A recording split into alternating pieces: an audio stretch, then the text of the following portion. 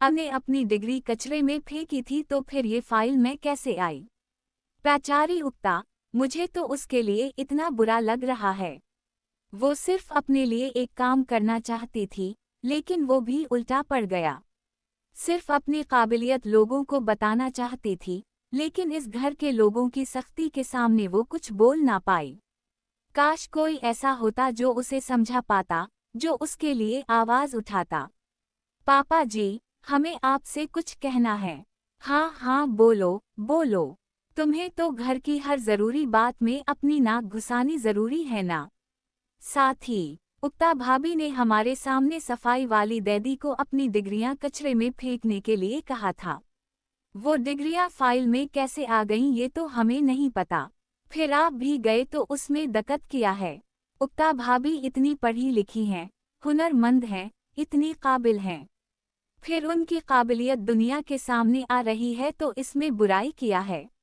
राजा, जब तुम्हें उस घर के उसूल व कानून नहीं पता तो बीच में मत बोलो। ओहा, पहले तो सास और बहू मिलकर घर के तौर तरीके बदलने चली थी और अब? राजा, तुम तो अपनी सास की भी दादी निकले। चंद दिन के आए हो और हमारे घर की काया पलट करना चाहते हो। कहीं तुमने ही तो डिग्री फाइल में नहीं रखी? नहीं दादी, हमने ऐसा कुछ नहीं किया। शायद ये भोलेनाथ की मर्जी है। शायद वो भी चाहते हैं कि उक्ता भाभी घर के काम के साथ साथ अपनी पढ़ाई का भी पूरा इस्तेमाल करें। शायद इन्हें भी कारोबार में अपनी काबिलियत दिखाने का मौका मिले, तो वो भी अपने भाई और पिताजी की तरह इस परिवार का नाम रोशन कर पाएंगी।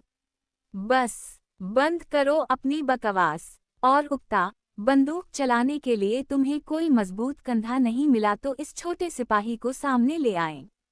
नहीं दादी, मैंने राधी से कुछ नहीं कहा। हाँ दादी, उक्ता भाभी ने हमसे कुछ नहीं कहा।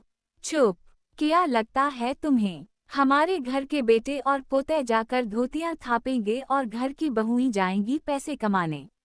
ये जो तुमने नारी शक्ति अभियान चला कर रखा है ना, इतनी हिम्मत करके अगर गैस जलाना सीख लो तो ज्यादा अच्छा है। चली है नए दूर की हुआ चलाने। गैस के सामने तो घगी बंद जाती है, साथ भूल भी जाती हैं। जो लड़की खाना बनाना जानती है,